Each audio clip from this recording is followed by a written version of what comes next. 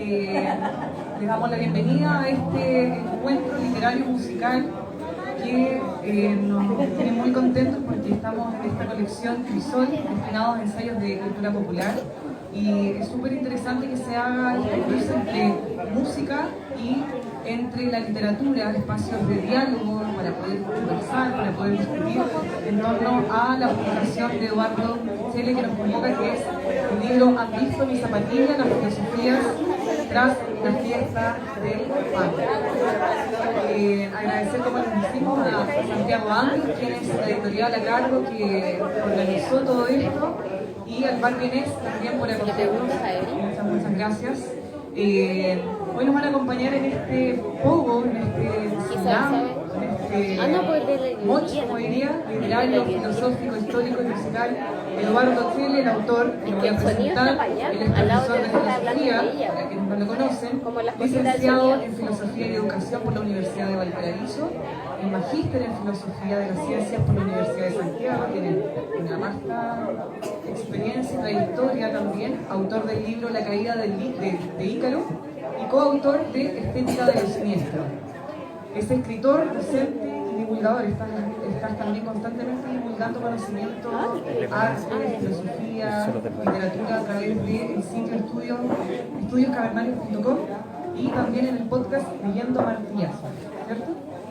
Está junto a nosotros también Aníbal Pérez Contreras, él es licenciado en Historia y en Educación, profesor en Historia y Ciencias Sociales por la Universidad de Valparaíso, también es magíster, doctor en Historia por la Universidad de Santiago, tiene su postdoctorado y actualmente es académico, ha publicado libros, también un sinnúmero de artículos en torno a la historia política de Chile. Y nuestro tercer invitado panelista es Jesús Sata Pereira, que algunos lo deben conocer, es un artista local, porteño, de la banda emblemática de punk rock de acá del puerto, que es 8 Bolas. Bueno, nosotros estamos acá en un bar, que es el Bar Vienés, y me gustaría partir con una cita que haces tú, Eduardo, en tu libro, que tiene que ver que el bar es un espacio transgresor por excelencia para cultivar el pensamiento crítico. Me gustaría partir de esa idea. No es mera coincidencia que estemos acá en un bar.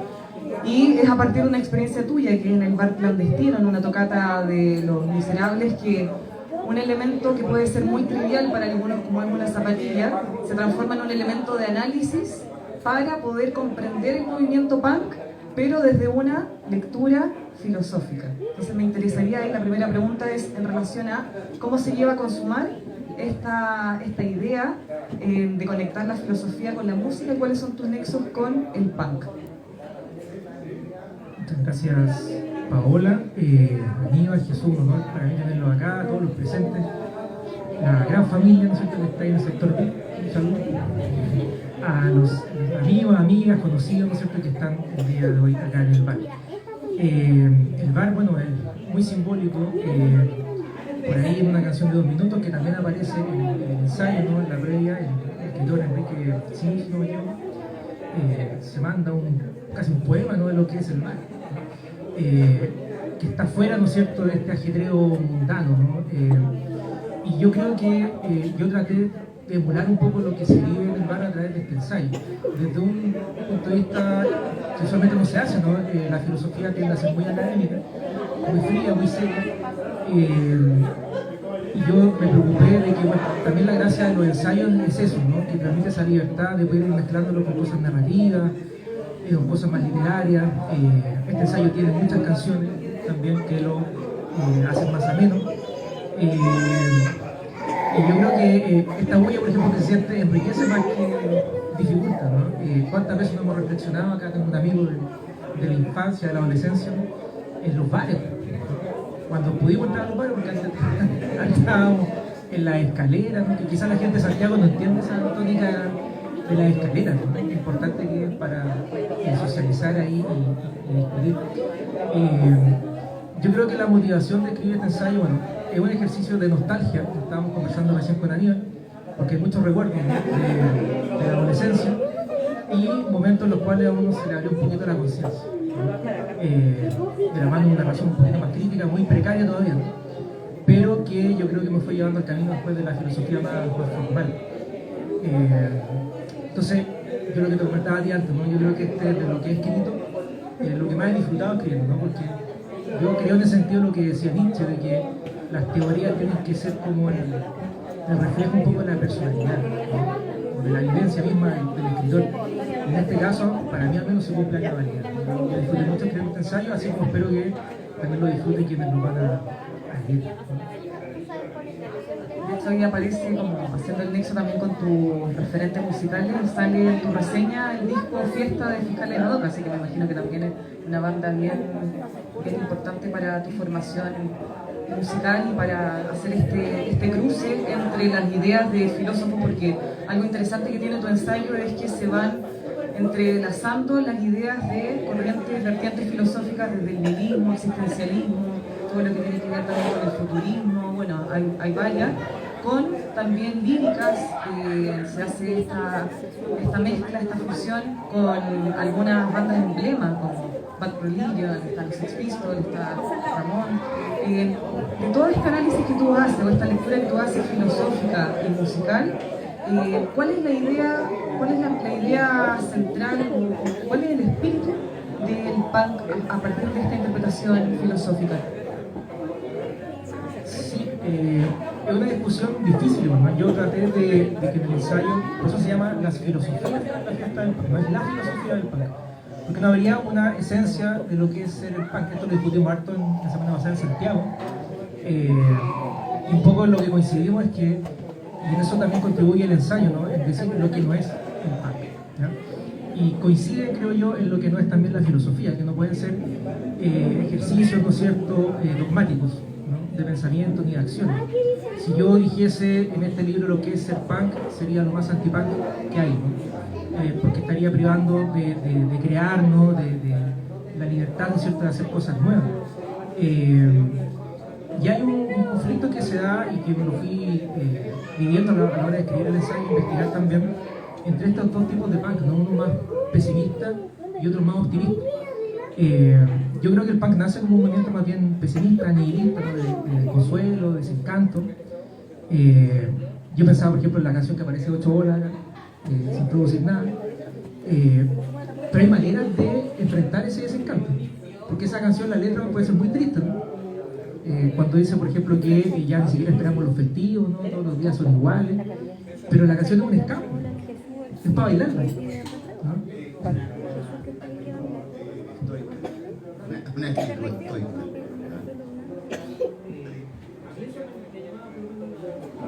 La tensión, que lejos de echarse como a morir, ¿no?, a llorar por las cosas que ocurren, ¿no?, que son desgracias, que son injusticias, esto también puede llegar a ser una fiesta. También lo podemos como, ya que vamos cayendo un poco en este descenso inapelable a lo mejor hacia la muerte, no hay para qué ir llorando en ese descenso, no podemos ir pasándolo bien. Y eso a mí es lo que al menos me ha dejado harto el punk, ¿no? Bueno, y lo que tú decías de esta fiesta, el subtítulo tiene que ver con el Fiesta de Fiscal, ¿ya?, que fue el primer disco que yo escuché a lo mejor más consciente, más completo, y que me voló la cabeza un poco, ¿no? Todo ese descontento, esa rabia que uno podía sentir, la iba dirigiendo, sabía para dónde iba ahora, ¿no? Todo obviamente muy precariamente, ¿no?, porque igual era adolescente y todo lo demás, ¿ya? Pero todas las canciones que aparecen acá son parte del setlist un poco de la vida, ¿no?, que compartimos con varios de los asistentes que están acá. Es algo inherente a la vida, el desencanto, el cuestionamiento a las convencionalidades, a las estructuras abstractas también que nos impone la sociedad, y bueno, y eso da cuenta también del ejercicio que haces tú a través del ensayo. Y naciendo la interpretación no solamente desde una visión filosófica, sino que también histórica, me gustaría preguntarte a ti, Aníbal, ¿cuál es la comprensión que tienes tú del movimiento punk?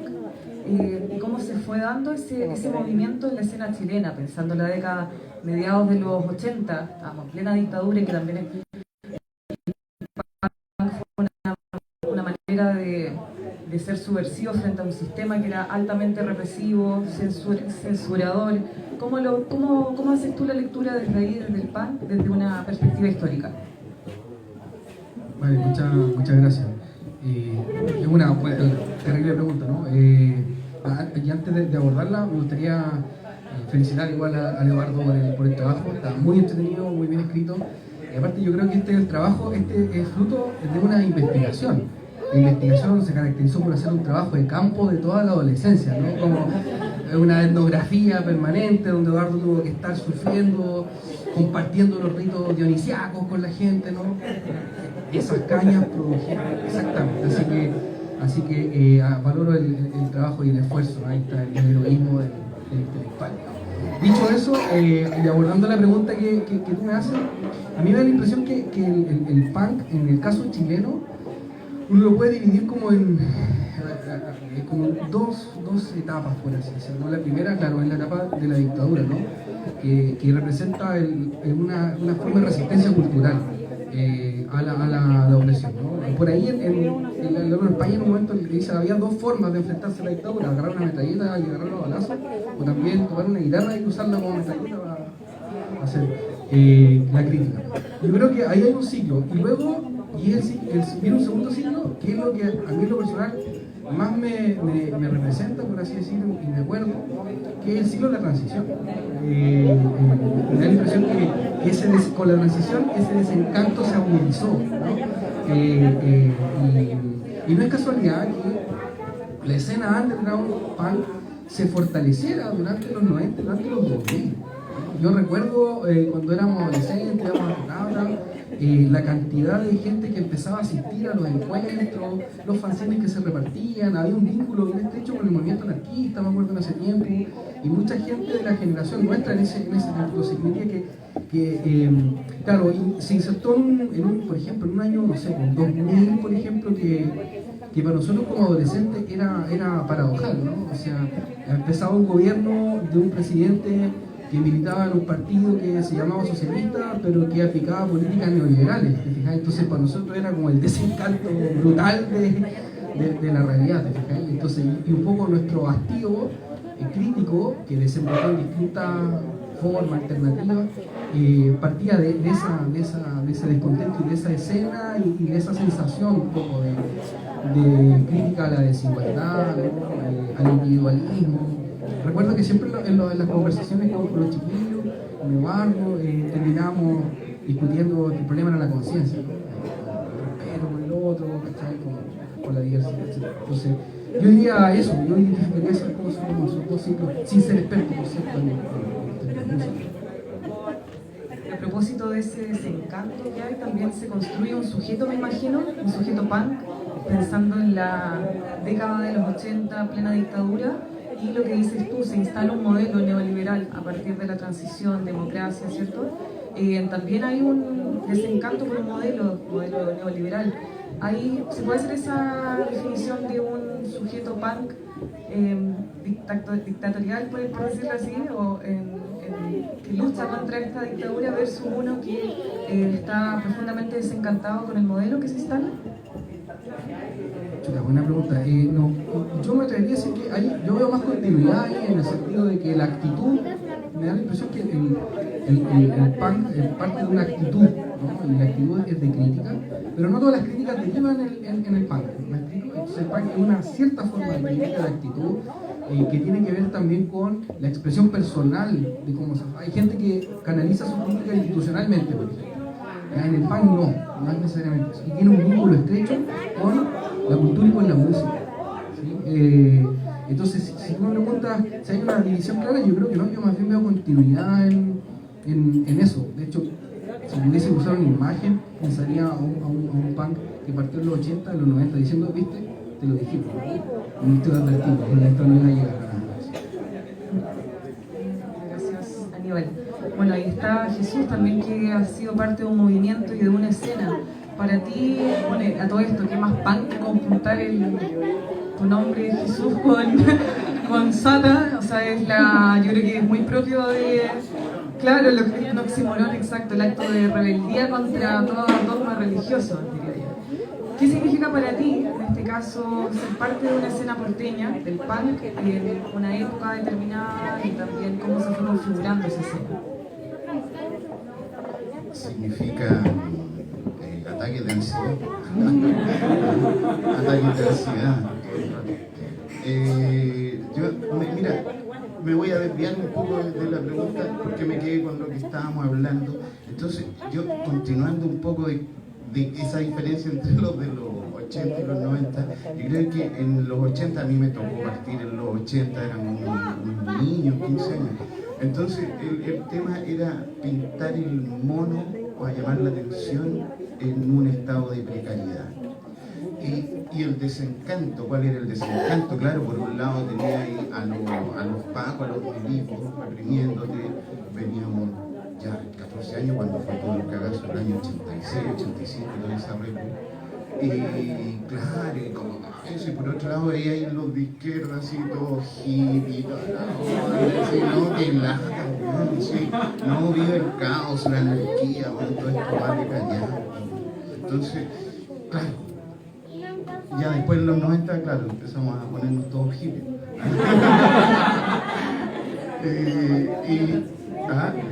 Una transición, claro, y ahora ya definitivamente y bueno, y con respecto al libro, claro, yo me quedo con el asunto de la analogía, los cruces que hace con los filósofos antiguos, porque es una actitud de ser outsider, así, de no comprar el cuento de lo que te venden, poder ver un poquito más allá. Y claro, y uno se equivoca también, pues si uno mete las patas, qué sé yo, no éramos,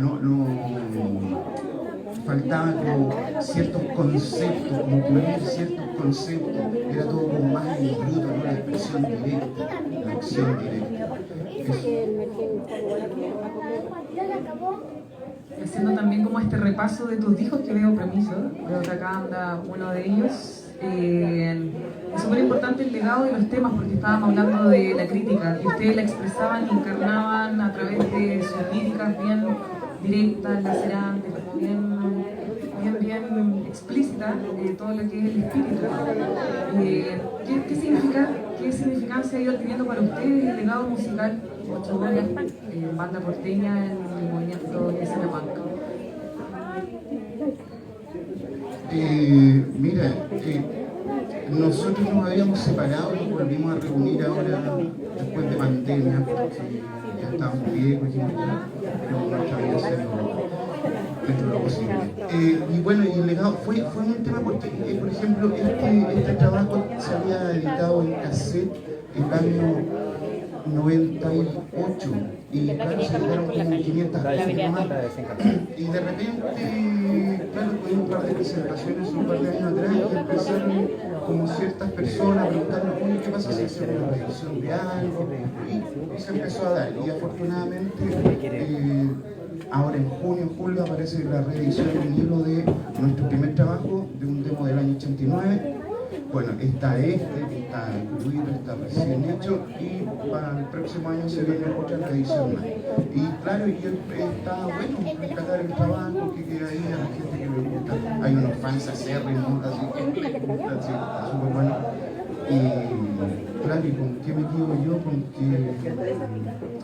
que cansa un poco la mirada. Cansa, sí.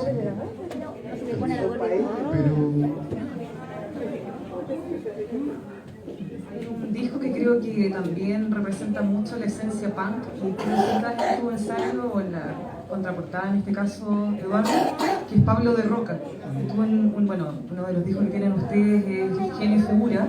Creo que es importante hacer este nexo porque estamos hablando como de todo esto disruptivo, de ir en contra de todos los cánones preestablecidos. La figura de Pablo es esta disputa contra lo hegemónico de Huidobro, de Neruda, entonces en ese sentido también el valor que ustedes le otorgan al disco en sí y es un disco que está añejado, no está añejado en roble, sino que está Cabernet Sauvignon del año 98, no, 2001 por ahí. Sí. ¿Cómo han ido valorando, qué valoración le han dado el disco y también, bueno, todos los seguidores, sus más cercanos en relación a la publicación? Bueno, yo dentro de mi actitud anarquista, no, la verdad si no lo pongo en un altar el disco ni nada, si yo agradezco que lo pongan algunos en un altar y les guste, fantástico.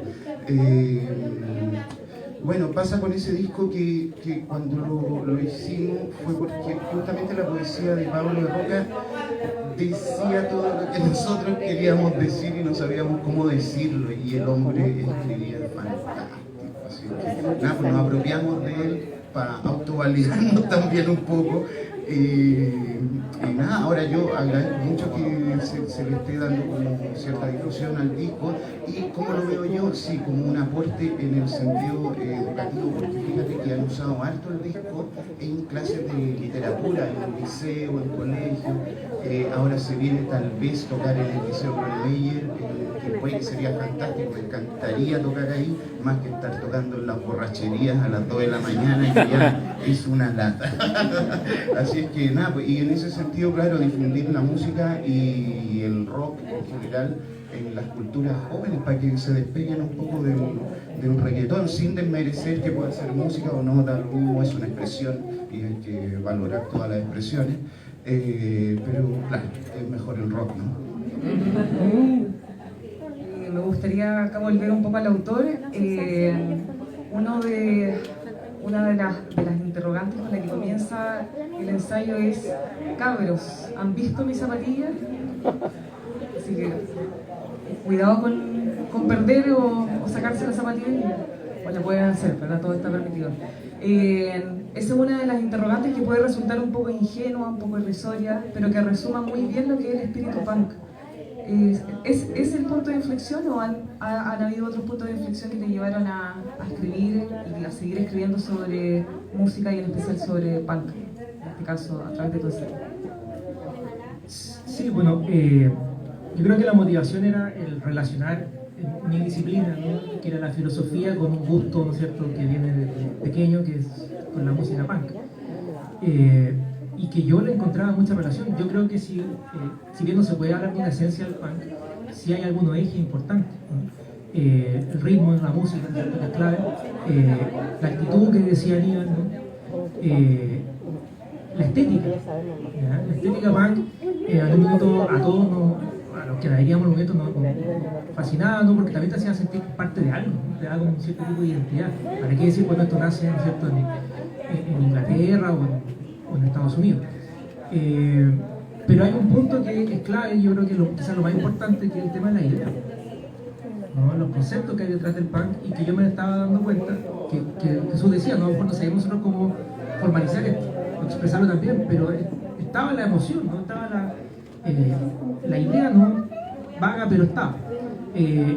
Yo traté un poco de aterrizar esa idea, ¿ya?, y relacionarla con ideas que ya estaban en la historia de la filosofía, con personajes que, como comentábamos antes, ¿no?, que hoy en día serían muy punk, ¿ya?, o estarían detenidos, ¿no es cierto?, porque no podían hacer esas cosas en público, ¿no?, como Diógenes, por ejemplo, ¿no?, entre otros. Esa era la motivación principal, ¿ya? Ahora, claro, las anécdotas que aparecen son como disparadores personales y que, claro, se identifica también con el punk. Esa anécdota de la zapatilla, no lo voy a hacer tanto spoiler, ¿no?, pero es un compañero, ¿no es cierto?, que era del liceo, que no sabemos qué pasó con él. Sí, no sé, no lo veo. Va a pedir derecho de autor, así que claro, bailar, ¿no es cierto?, en un recital de Los Miserables, se le extraía una zapatilla, ¿no?, en el pogo, en el mocho, en el venezolano, y no había nada mejor que subirse al escenario. Y le quitó el micrófono al Claudio, ¿no?, al vocalista de Los Miserables, y empieza a gritar, y empezó a llevar un discurso político, algunas cosas que nos enseñaron en las clases de historia, por ejemplo, y todo, y hubo como un silencio importante, ¿no?, cosa que es difícil, ¿no? Y todo lento, y el gente le grita esto, vaya, cuéntame esa parte.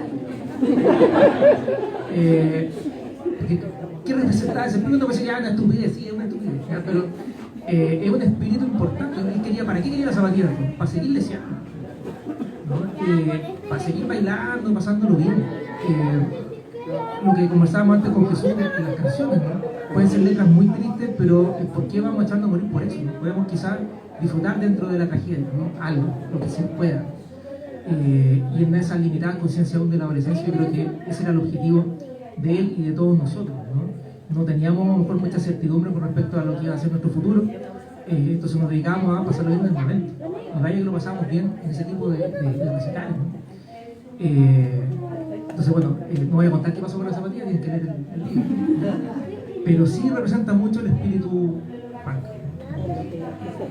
Y bueno, para ir cerrando, me gustaría preguntarle a Aníbal, hay una pregunta que tú dejas también, una interrogante que queda ahí ya para la reflexión de cada uno, si se acaba o no la fiesta del punk o si persiste. Das algunos destellos y algunos argumentos o planteamientos, pero me gustaría preguntarte a ti, Aníbal, ¿qué crees tú si persiste esa esencia y de qué manera se ha ido transformando, si ha mutado en la modernidad o en tiempos contemporáneos? Se me cargo la pregunta que deja el autor en el libro, es como... Y ahora, bueno, vamos a tratar de armar algo en el momento. Yo creo que el principio básico es que mientras exista opresión va a haber punk. Yo creo en eso, ¿no? Y finalmente el punk es una actitud con expresiones culturales, artísticas, musicales, de rebeldía ante esa opresión, ¿no? Entonces yo creo que tenemos para rato. Probablemente, y aquí haría el matiz, un cambio y continuidad. ¿Sí? Un cambio y continuidad. Hay más o menos una estructura, ¿no? De crítica, de resistencia, de cuestionamiento y de también, me lo preguntaba cuando leí el libro, aunque el punk no lo podía leer como un individualismo radical, la pregunta sería, ¿pero por qué se unen? ¿Por qué siguen ahí? ¿Por qué están? ¿Por qué van? ¿Cachai? ¿Qué es lo que articula igual eso dentro del caos? Y a mí me parece que lo que lo articula es precisamente esa necesidad de expresar tu libertad, tu rabia contra la opresión, pero también cierto optimismo moderado de que en ese espacio se pueden encontrar ciertos niveles básicos de reciprocidad, de respeto, ¿sabes? Aunque hayan salidas violentas y todo lo demás, pero de hecho si uno vuelve al ejemplo con el que parte el libro, ¿por qué nuestro amigo preguntó por su zapatilla? Porque tenía la esperanza de que la podía encontrar, ¿no? Y que era un espacio donde el individualismo radical no debía existir y por tanto se la iban a devolver. Entonces, yo creo que ese ejercicio va a estar presente. Probablemente van a cambiar los ritmos, los colores, pero el principio sería ese, ¿no? Mientras exista opresión, y ya poniéndolo incluso quizás más duro, mientras exista el capitalismo brutal, eso va a seguir estando. Porque no es menor, yo pensaba eso también, ¿no? El origen del punk siempre lo vemos como en Europa, ¿no? Y todo lo demás. Yo me preguntaba, pero ¿habrá sido lo mismo ser punk en un país desarrollado que en un país subdesarrollado? ¿Es lo mismo ser punk en Inglaterra con algún respaldo de un hospital público que en un modelo neoliberal brutal como el de nosotros? Claramente las condiciones materiales son diferentes, pero sigue existiendo. Y está, ¿no? Entonces, eso a mí por lo menos me hace pensar que mientras exista opresión va a seguir existiendo esa necesidad de librarse de esa opresión. Invitación a pensar por uno mismo, ¿verdad? Y haciendo también este paralelismo entre el pensamiento de Kant, la emancipación del pensamiento a la mayoría de edad, y el punk, que tiene que ver con esta rebeldía contra todo dogma, contra toda estructura, y lo resumió muy bien, o le trató de explicar Jesús, para nosotros también generar estos cuestionamientos en torno al género y a lo que significa en sí el punk. Quisiera cerrar con algunas frases que creo que también sintetizan un poco las ideas de... Bueno, se puede sintetizar, es muy simplista la mirada, pero sí algunas para reforzar algunas ideas que a mí me llamaron la atención del libro o que me quedaron resonando. El mundo y la felicidad al instante, que son los eslogans, o el eslogan que se usa a diario. La esterilidad del espíritu, la frustración de mirar a diario el culto al plástico y a lo banal, cuestionamientos a las estructuras abstractas impuestas desde la sociedad, el desazón que produce lo imperecedero, lo volátil, lo efímero, el dolor del encapsulamiento y la angustia mental, el abandono de los deberes impuestos, la sociedad sellada al vacío, la sociedad de las cabezas ancladas al suelo, el caos, intensidad y pasión. ¿A alguien se le perdió su zapatilla? Gracias, Paola. No sé si alguien tiene alguna consulta, pregunta,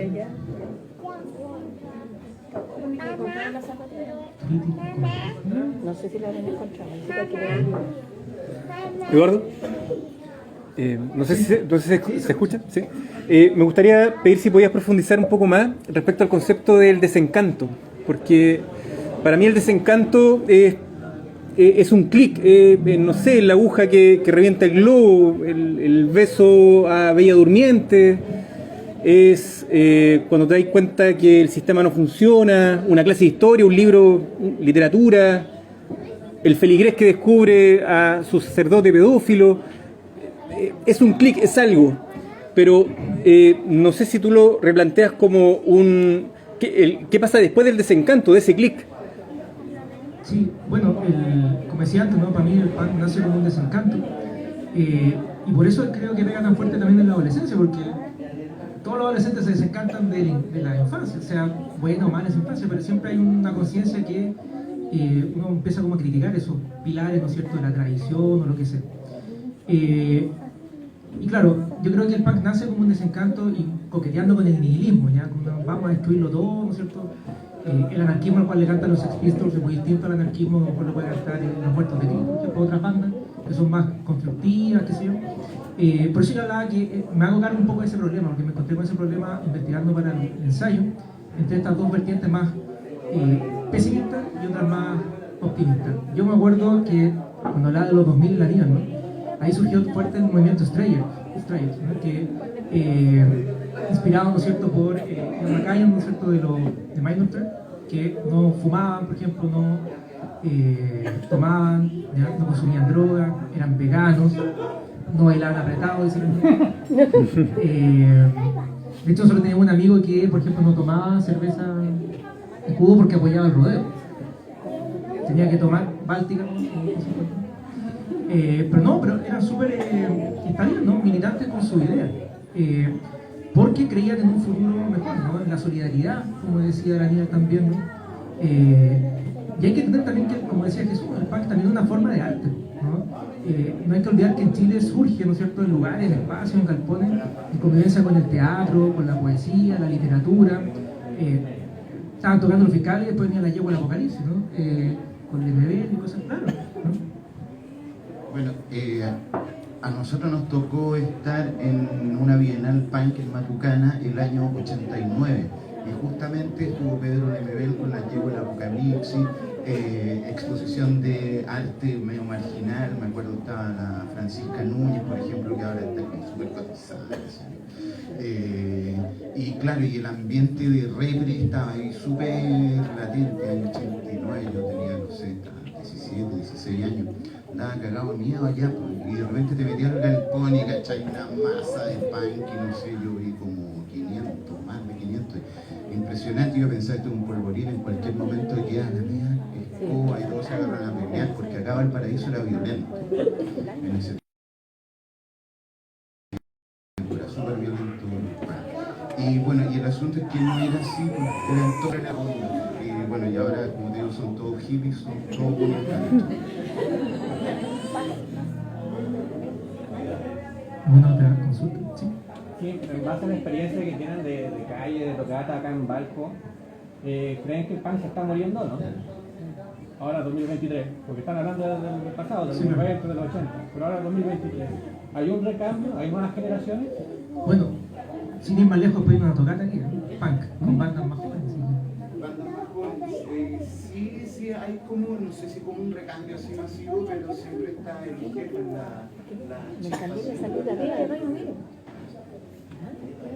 O sea, yo creo que la mixtura también, la mixtura también. Ayer estaba tocando 8 bolas y era con cumbia, y era bollero, y era dance, y era queer, y era todo. O sea, yo creo que está, como tú decías, mutando y cambiando sus colores, pero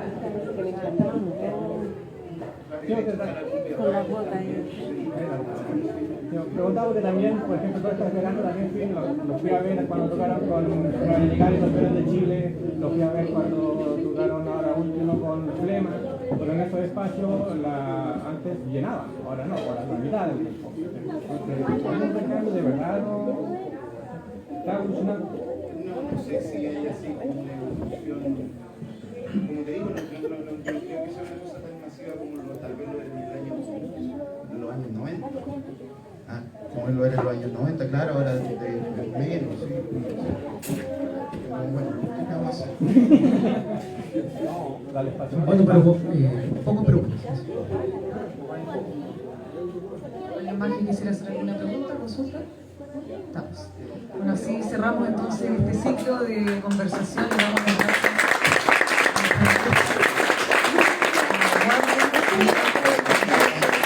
a todos los asistentes y a Pablo, que está acá a cargo de la organización, la editorial Santiago Anders, que los invito a seguir. Tienen un vasto catálogo de música popular, punk, sobre todo se inclinan bastante hacia el punk, el rock también, música y cultura popular, sí o sí recomendable, en santiagoanders.cl. En las redes sociales también los pueden seguir, y en especial con este libro que inaugura la editorial, la colección Crisol, exactamente. Así mismo, así que muchas gracias. Gracias a ustedes.